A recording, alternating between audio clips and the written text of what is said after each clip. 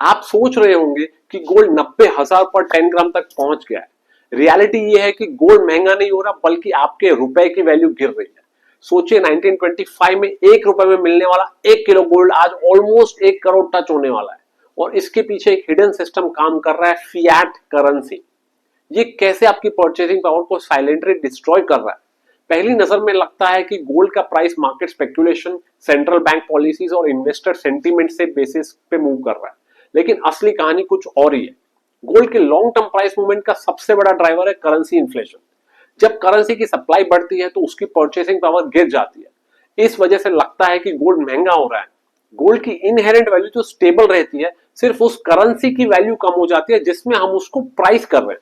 क्योंकि गोल्ड को store of value माना जाता है, जब लोगों का भरोसा फिएट करेंसी से उठता है तब गोल्ड की डिमांड और स्पाइक करती है। गोल्ड की ट्रू वैल्यू समझने के लिए हमें करेंसी का पर्सपेक्टिव से सोचना बंद करना होगा। क्योंकि जो पैसा हम रोज यूज करते हैं, मान लो यूएस डॉलर या इंडियन रुपीस, वो असली वैल्यू का मेजरमेंट नहीं है। ये बस एक इल्यूजन क्रिएट करता है। ये एक झूठ है जो सेंट्रल बैंक्स के हाथ से मैनिपुलेट होता रहता है, जैसे कि डेफिसिट स्पेंडिंग और मनी प्रिंटिंग। जब नए नोट्स छापे जाते हैं तो हर नए नोट के साथ पुराने नोट की वैल्यू कम हो जाती है। तो ये एक हिडन इन्फ्लेशन टैक्स है जो आपके वॉलेट से पैसे निकाल रहा है बिना आपको पता चले।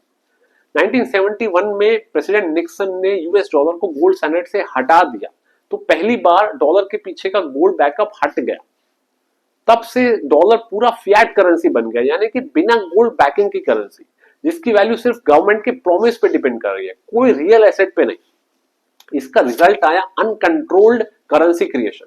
सेंट्रल बैंक्स ने जब चाहे नए डॉलर प्रिंट किए, जिससे डेकेड्स ऑफ इन्फ्लेशन और परचेजिंग पावर का लगातार गिरना स्टार्ट हो गया। आइए हिस्टोरिकली 10-10 साल के इंटरवल में गोल्ड के रेट्स देखते हैं तो आपको आइडिया आएगा।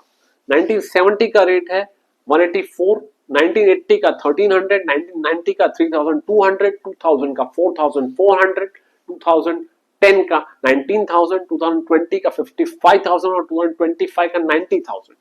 तो सिर्फ गोल्ड ही नहीं, रियल एस्टेट, स्टॉक्स और इंडेक्सेस जैसे सेंसेक्स भी अब महंगे लगते हैं। लेकिन जब उनको गोल्ड के टर्म्स में देखा जाए तो उनकी वैल्यू स्टेबल रहती है, क्योंकि दुनिया चाहे जितनी भी फिएट करेंसी प्रिंट कर ले, गोल्ड की असली वैल्यू वही रहती है। इसीलिए अपनी वेल्थ को इन्फ्लेशन के साइलेंट अटैक से प्रोटेक्ट करने के लिए गोल्ड को अपने पोर्टफोलियो में जरूर ऐड करें। नेक्स्ट फैक्टर आता है यूएस फेडरल रिजर्व के इंटरेस्ट रेट्स। तो जब भी यूएस गवर्नमेंट बॉन्ड यील्ड्स बढ़ जाती है तो वो ज्यादा अट्रैक्टिव हो जाती है, तो लोग गोल्ड को साइड में रखकर बॉन्ड्स खरीदने लग जाते हैं। लेकिन जब इंटरेस्ट रेट्स कम हो जाते हैं तब गोल्ड का डिमांड बढ़ने लग जाता है। एग्जांपल, कोविड-19 पेंडेमिक के दौरान 2020 में जब world wide interest rates near zero पे थे तो गोल्ड की डिमांड ऑल टाइम हाई पे थी। 2022 का एग्जांपल देखिए, जब यूएस फेडरल रिजर्व ने जब एग्रेसिव इंटरेस्ट रेट्स बढ़ा दिए तो डॉलर की स्ट्रेंथ बढ़ गई और इस वजह से गोल्ड प्राइसेस कुछ टाइम के लिए प्रेशर में आ गए। तो मेरे पास रियल एस्टेट पे भी इस तरह का मजेदार कंटेंट है। अगर आप लोग चाहते हैं तो मेरे सब्सक्राइबर्स 10,000 क्रॉस करवा दीजिए। नेक्स्ट फैक्टर है ओवरऑल इकोनॉमिक सेंटिमेंट। जब इकोनॉमिक ग्रोथ स्ट्रांग होती है तो लोग रिस्कियर एसेट्स प्रेफर करते हैं, जैसे कि स्टॉक्स और रियल एस्टेट और बिजनेस वेंचर्स, क्योंकि उस टाइम का माइंडसेट होता है कि why play safe when you can earn more. लेकिन जैसे ही slow down, recession, unemployment, pandemic, wars, geopolitical tension, government collapse, ऐसी सब चीजें होती है तो इन्वेस्टर्स का फोकस पूरा शिफ्ट हो जाता है वेल्थ प्रेजर्वेशन के ऊपर। तो फियर बढ़ता है और लोग फिजिकल गोल्ड, ईटीएफ जो मिलता है ले लेते हैं। तो इससे गोल्ड की डिमांड और बढ़ जाती है और प्राइसेस बढ़ जाते हैं। नेक्स्ट फैक्टर आता है कि जब देश के सेंट्रल बैंक्स गोल्ड खरीदते हैं तो समझ लो कि they are also looking for safety. तो वर्ल्ड के सेंट्रल बैंक जैसे कि रशिया, चाइना और India time to time gold accumulate करते हैं। उनका मेन मोटिव होता है रिजर्व डाइवर्सिफिकेशन, यानी कि सेंट्रल बैंक्स अपनी करेंसी की बैकिंग में सिर्फ डॉलर्स नहीं, गोल्ड भी रखना चाहते हैं। जितना ज्यादा गोल्ड रिजर्व उतना ज्यादा फाइनेंशियल बैकअप। 2022 में वर्ल्ड के सेंट्रल बैंक्स ने धमाका कर दिया।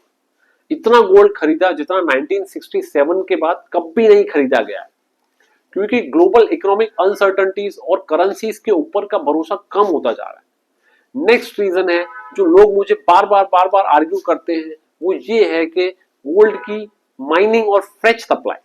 तो हर साल दुनिया भर में जो गोल्ड माइनिंग होती है उससे वर्ल्ड की टोटल गोल्ड की क्वांटिटी में सिर्फ 1-2% ऐड होता है, मतलब आप ये समझ लो कि वर्ल्ड में जितना गोल्ड है बस उतना ही है, माइनिंग से हर साल 1-2% गोल्ड ऐड हो रहा है जो आराम से अब्सॉर्ब हो जाता है, पता भी नहीं चलता।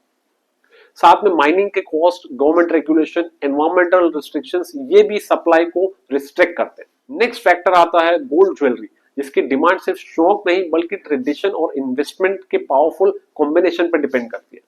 तो इंडिया और चाइना जैसे देशों में शादियों पे, फेस्टिवल्स में और रिलीजियस ओकेजन्स पर गोल्ड खरीदना और गिफ्ट करना एक अच्छा शगुन माना जाता है। वर्ल्ड गोल्ड काउंसिल के मुताबिक ग्लोबल गोल्ड डिमांड का 50 से 60% ज्वेलरी सिर्फ इंडिया और चाइना में अब्सॉर्ब होता है। नेक्स्ट कुछ फैक्टर्स है इंडिया स्पेसिफिक फैक्टर्स, जैसे कि कस्टम ड्यूटी जिससे गोल्ड का प्राइस हल्का फुल्का बढ़ जाता है, और आता है यूएसडी आईएनआर रिलेशनशिप। तो जैसे अभी आईएनआर वीक हो रहा है, रेट गिर रहा है आईएनआर का, यूएसडी का बढ़ रहा है, तो अब because we don't produce gold by ourselves, we import it from outside, now we have to pay more INR, तो उससे गोल्ड का रेट और बढ़ जाता है। तो स्मार्ट इन्वेस्टर्स ये पैटर्न आइडेंटिफाई पहले ही कर लेते हैं और बाकी क्राउड से पहले ही गोल्ड में पोजीशन ले लेते हैं। अंडर वैल्यूड पीरियड्स को पकड़ो, जब गोल्ड चीप अवेलेबल है, जब मार्केट में सब कुछ बढ़िया चल रहा है, as compared to stocks, real estate, gold सस्ता दिख रहा है, तब गोल्ड को पकड़ लो, अर्ली एंट्री लो। और जब इन्फ्लेशन का इंपैक्ट अभी पूरा मार्केट में दिखा नहीं है या हिट नहीं किया है, तब आप गोल्ड को पकड़ो और फिर होल्ड करके रखो। और उसके बाद जब तक साइकिल अपने पीक पर नहीं पहुंचती तो वेल्थ प्रिजर्वेशन करो। और अगर आप अपनी परचेसिंग पावर को प्रोटेक्ट करना चाहते हैं तो आप अपने पोर्टफोलियो के अंदर गोल्ड को जरूर ऐड करें। तो कैसा लगा ये वीडियो बताइएगा कमेंट्स में, चैनल को सब्सक्राइब करें, वीडियो को लाइक करें। Thank you.